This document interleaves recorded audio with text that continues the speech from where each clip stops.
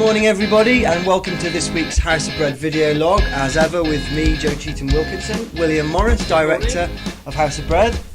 Morning, Will. And special guest this morning, Vanessa Renshaw from Open Door. Lovely to have you with us, Vanessa. Thank you for having me. Great. So, would you like to start just by telling us a little bit about Open Door, how it's come about and what you do? Okay, Open Door is a project based in Stoke-on-Trent at St Mark's Church in Shelton. We open up every Monday morning between 9:30 and 12:30 and serve a hot cooked breakfast. That sounds good. Oh, hot cooked breakfast. Bacon, egg, sausage, Never. cheese oat cakes. Every Monday? Every Monday. Joe. What if you just like breakfast? You're missing out. All are welcome. All are welcome, yeah, absolutely. And the other thing is that we're open to people that need a food bag, so we're there every Monday morning for that. Okay, so you give out food bags as well? Absolutely, yeah, that's right. And we currently feed in between 80 and 100 people every Monday morning. Wow. And that's homeless, vulnerable folk who need support. That's right, yeah. Anybody in our city that needs support. Wow. So And did you say Shelton? in Shelton, yes. Right, okay. So if you know anybody out there, spread the word. If you know anybody who's struggling or could just do with that social time, that bit of extra help on a Monday morning, a nice hot cooked breakfast, blimey. Yeah. That's right. We're supported by the Samaritans as well. So every Monday morning we have 2 Samaritans in.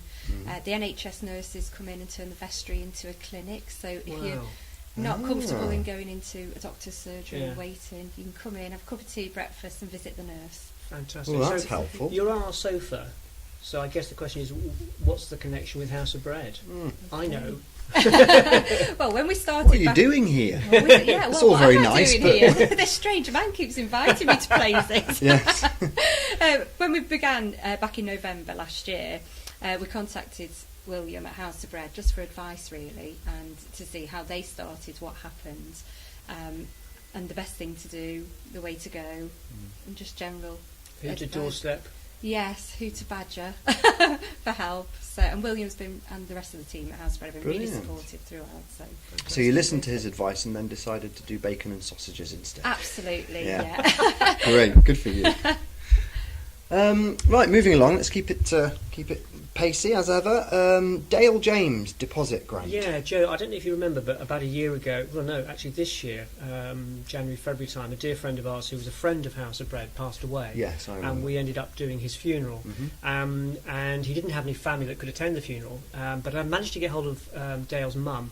And very generously, they donated funds that came via the funeral towards the House of Bread. So we set up a deposit scheme, and I'm glad to say that 4 people are now in accommodation as a direct result of the gift of a very small amount of money that has come from Dale. So what was a really difficult story has now turned into some really productive, fantastic returns. So brilliant. thank you, Dale's family, and thank you, Dale. Bless you. Yeah, bless you, Dale. That's great news. Okay.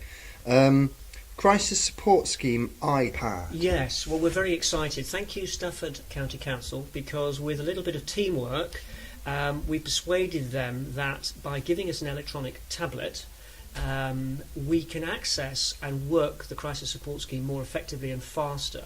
And this really will make a profound difference, because a lot of the folk that we're coming across, we're the first contact being made, so we're the first foot in the door. And now we've got the facility to be able to address online, live, their potential application to the crisis support scheme. So, that's a huge step forward. That's a real immediate response to somebody in crisis. That's quite difficult for a relatively small charity to stump up a large whack of money like that for something so essential, isn't it? Yeah, and they've worked with us really well, so I really wanted to thank Nadine for her support, because I know she's really struggled. Great, She's thank done a you, fantastic Nadine. job, yeah. And of course there's Candy Crush Saga and Temple Run and All of those. all of those as well. Yes, thank you, Joe. Never mind.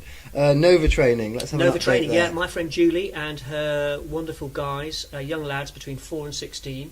Nova have a contract to basically work with youngsters to try and move them out, potentially of going into a neat category, which is not in educational training. And we met with their CEO from Stafford. And to cut a very long story short, we have booked in a selection of young guys, challenging behaviour, to work with House of Bread every Tuesday from the whole of November, December and into January and into next year. This is amazing. They came to Bread Church. Starting when did you say? Starting, I think it's the 14th of November. They're going to be doing work with us on the allotment. They're going to be doing bread church with us. They're going to be working in the community garden. We're going to have to get somebody along to sit on the sofa, aren't we? We're going to have to get one of them Julie's along. Julie promised me that she would be that person, but that is profound work. Yeah. Really getting in really early crisis. So I mean, one of the kids. Yeah, well, both. Yeah, they had a great time with us. As I said, I was led to believe that they were going to be difficult to manage, wouldn't pay attention, and so forth. But actually, through the blessings of the work that we do, and through good old bread church, they were amazing. So I'm really, really excited, and that's going to be a funded experience with Nova, developing that whole relationship, and we're looking for other sort of joined up work in the future. So fantastic, really wonderful work. Great. Well, that's good to hear as ever. 2015.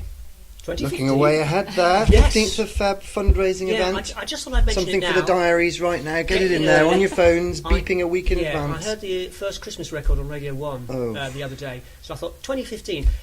What's the date, Joe? Remind me. Is it the 15th of? It's the 15th of February.